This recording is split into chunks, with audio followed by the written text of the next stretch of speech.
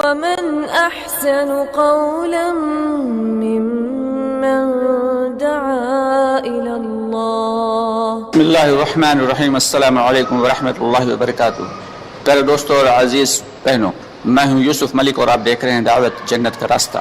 دوستوں، آگے بڑھنے سے پہلے آپ سے گزارش ہے کہ ہماری ویڈیوز کو زیادہ سے زیادہ شیئر کریں، اور اگر ابھی تک آپ نے ہمارے چینل کو سبسکرائب نہیں کیا تو اس کو سبسکرائب ضرور کر لیں اور کمنٹس باکس میں اپنی رائے کا اظہار کریں.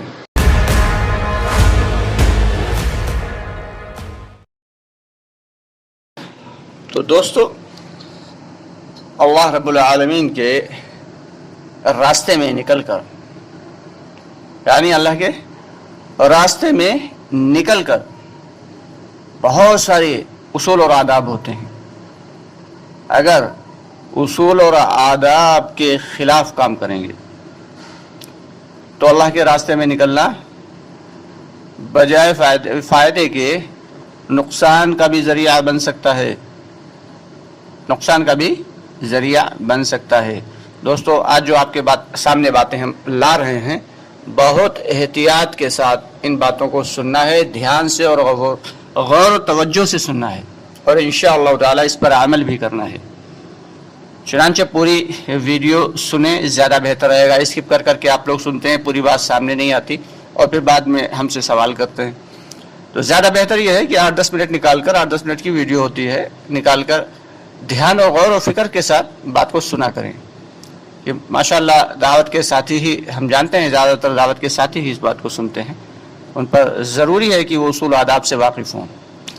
تو دوستو، اللہ رب العالمین کے راستے میں نکلنا کوئی بڑی بات نہیں ہے، لیکن اصول و آداب کے ساتھ وقت لگانا یہ زیادہ بڑی بات ہے.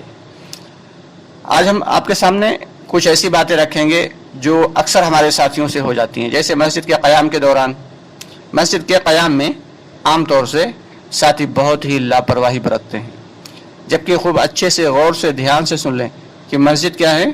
مسجدیں اللہ کا گھر ہیں، مسجدیں اللہ کا گھر ہیں.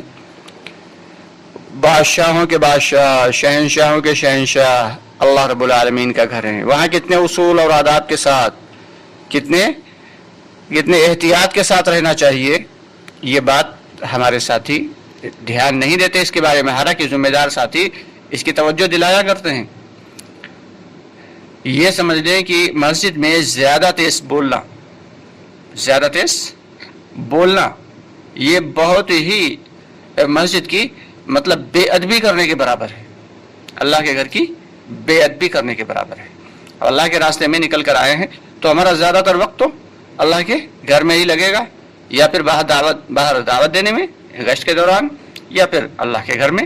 اب اللہ کے گھر میں کیسے رہنا ہے؟ صحابہ کرام رضی اللہ تعالیٰ عنہم اجمعین کی عادت تھی کہ جب وہ مسجد نبوی میں اگر کسی کو بلانا چاہتے تھے تو تیز آواز دے کر اسے نہیں بلاتے تھے. اگر تھوڑی دوری پہ ہے وہ اور اسے بلانا چاہتے ہیں تو کوئی کنکری اٹھا کے اس کی طرف جانب پھینکتے تھے، اور جب وہ پلٹ کر دیکھتا تھا تو اسے اشارے سے اپنے پاس بلا لیتے تھے. یہ تھی صحابہ کرام کی عادت. مسجد کا ایسا احترام کرتے تھے کہ اللہ کا گھر ہے. یہاں تو زور سے بولنا گویا کہ اللہ رب العالمین کا غصہ مول لینا ہے، اللہ کا غصہ مول لینا ہے. اور دنیا کی باتیں کرنا، مسجد کے اندر دنیا کی باتیں، استغفر اللہ، بہت احتیاط کی ضرورت ہے. ہمارے اکثر ساتھیوں سے یہ غلطی ہو جاتی ہے. اللہ تعالی ہم سب کو صحیح سمجھ کی توفیق عطا فرمائے. چنانچہ آتا ہے کہ جب کوئی شخص مسجد میں دنیا کی باتیں کرتا ہے تو ایک فرشتہ کہتا ہے، اے اللہ کے ولی چپ ہو جا، تجھ پر اللہ کی رحمت ہو.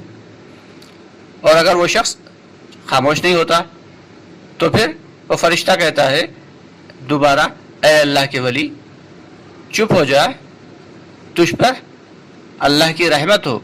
اور اگر پھر بھی وہ شخص چپ نہیں ہوتا تو فرشتہ کہتا ہے، اے اللہ کے دشمن چپ ہو جا، تجھ پر اللہ کی لعنت ہو.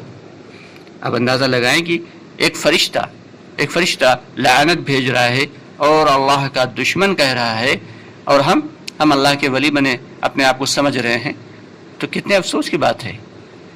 تو مسجدیں فرشتوں کا ماحول ہوتا ہے مسجد میں، اور مسجدیں اللہ کا گھر ہیں، اور مسجدوں میں اسی لیے قیام کیا جاتا ہے کہ فرشتوں کے ماحول میں رہیں، فرشتوں کی ماننے کی صفت ہوتی ہے، تو ہم سے بھی جو کہا جا رہا ہے ہم بھی وہ ماننے والے بن جائیں۔ مسجد تو عبادت کی جگہ ہے، مسجد کھانے اور رہنے کی جگہ نہیں ہے، کیونکہ دعوت کے دین کی محنت کے لیے نکلے ہیں، اس لیے تین لوگوں کو اجازت ہے مسجد میں رہنے کی۔ کتنے لوگوں کو بھی؟ 3 لوگوں کو مسجد میں رہنے کی اجازت ہے، مسجد میں قیام کی اجازت ہے۔ پہلا شخص مسافر، کہ اگر کوئی مسافر ہے تو وہ مسجد میں قیام کر سکتا ہے۔ دوسرے اعتکاف کرنے والا یعنی معتکف کو بھی اجازت ہے کہ وہ مسجد میں قیام کر سکتا ہے۔ تیسرے طالب علم، یعنی جو شخص دین کے علم کو سیکھنے کے لیے نکلا ہے وہ بھی مسجد میں قیام کر سکتا ہے۔ اب ہم جب اللہ کے راستے میں نکلے ہیں تو طلب علم کے لیے نکلے ہیں، اس لیے طالب علم ہوئے، اس لیے قیام کر سکتے ہیں۔ چونکہ ایک شہر سے دوسرے شہر میں پہنچے ہیں، وہاں کوئی ہمارا اپنا گھر تو ہے نہیں، تو اس لیے ہم مسافر بھی ہوئے۔ تیسرے یہ کہ مسجد میں ہمیشہ اعتکاف کی نیت سے رہا جائے، اس لیے ہم معتکف بھی بن جائیں، اسی لیے کہا جاتا ہے کہ مسجد میں جب بھی داخل ہوں فوراً اعتکاف کی نیت کر لیں۔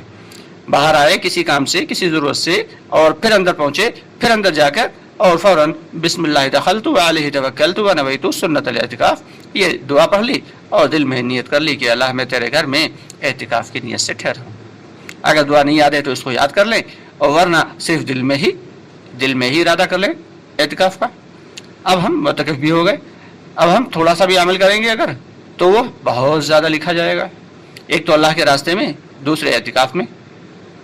تو دوستو مسجد میں دنیا کی باتوں سے نہایت پرہیز کرنا چاہیے، بلا ضرورت کوئی بات نہ کی جائے، بلا ضرورت کوئی بات نہ کی جائے، ضرورت والی بات کی جائے، اور زیادہ تر وقت جو ہے وہ عبادات میں سیکھنے سکھانے میں لگایا جائے، زیادہ تر وقت دعوت میں لگایا جائے، اللہ کے گھر میں دنیا کی باتوں سے پرہیز کیا جائے۔ اس کے علاوہ مسجد میں رہنے کے دوران مسجد کے آداب میں سے یہ آتا ہے کہ ہمیشہ موٹا کپڑا بچھا کر ہی سوئیں۔ اب نیند نہیں آ رہی ہے، ایسے لیٹ گئے، بس امیر صاحب نے کہا بھائی کپڑا بچھا کر لیٹ جاؤ، تو ساتھی کیا کہتے ہیں، نہیں سو نہیں رہے، بس لیٹے ہیں۔ ارے بھائی سونا جو ہے وہ غیر ارادی چیز ہے، لیٹنا جو ہے وہ تو ارادی چیز ہے، لیکن سونا، نیند کا آ جانا، یہ غیر ارادی چیز ہے۔ تو اس لیے جب بھی مسجد میں لیٹیں تو احتیاطاً موٹا کپڑا بچھا کر ہی لیٹیں، یہ مسجد کے آداب میں ہے۔ تو اس لیے بہت ہی احتیاط کی ضرورت ہے مسجد میں جب اللہ کے راستے میں نکلنے کے دوران ان تمام باتوں کا لحاظ رکھیں کہ فضول گوئی سے پرہیز کریں، مسجد میں زور سے بولنے سے پرہیز کریں، اور مسجد میں جو ہے وہ ہمیشہ تعلیم و تعلم یا سیکھنا سکھانا یا دعوت میں اپنے وقت کو لگائیں۔ اور اس کے علاوہ زیادہ تر وقت جو ہے ہمارا وہ دعوت یعنی جو فیلڈ ورک جسے کہتے ہیں کہ بستی میں اللہ کے بندوں کو اللہ کے گھر کی طرف لانے میں خرچ کریں۔ اس طریقے سے جب ہم مسجد میں داخل ہوں گے اور سنت کے مطابق داخل ہوں گے، یعنی سیدھا پاؤں اندر رکھتے ہوئے، سب سے پہلے جب مسجد پر نگاہ پڑے تو دور ہی سے بسم اللہ الصلاۃ والسلام علی رسول اللہ، یہ درود شریف پڑھیں، صلاۃ والسلام بھیجیں نبی پاک صلی اللہ علیہ وسلم پہ۔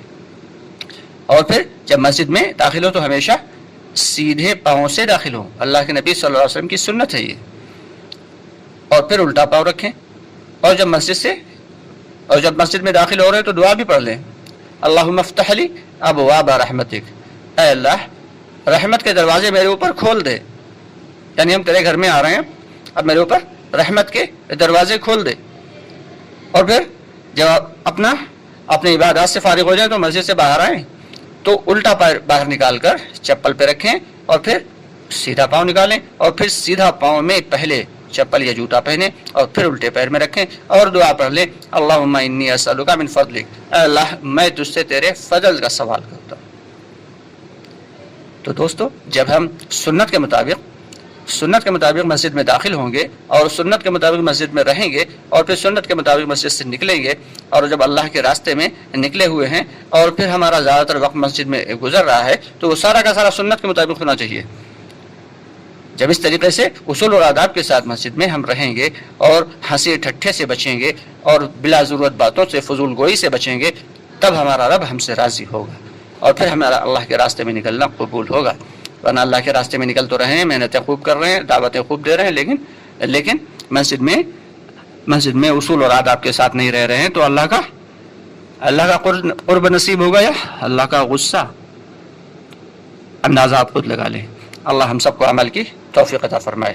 اس کے ساتھ ہی انشاءاللہ تعالی بہت جلد آپ سے پھر ملاقات ہوگی، تب تک کے لیے اجازت چاہیں گے۔ السلام علیکم ورحمۃ اللہ وبرکاتہ۔